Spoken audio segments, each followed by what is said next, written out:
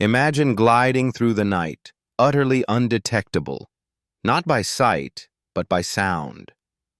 The secret to this stealthy movement lies in the design of wings that slice through the air with barely a whisper.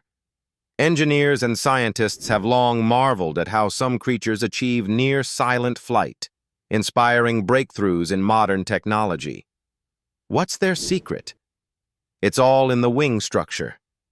Specialized edges with tiny serrations break up the turbulence that typically causes noisy air vortices, disrupting the chaotic airflow that generates sound.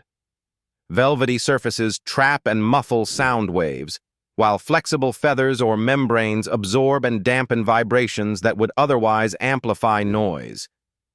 This remarkable combination reduces noise at multiple frequencies, allowing for a level of quiet that is nearly impossible for traditional machines to match.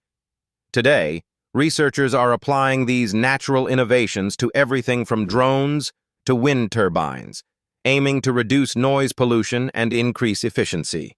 So next time you hear the gentle flutter of wings, or perhaps don't hear it at all, remember that silence is a marvel of both nature and science.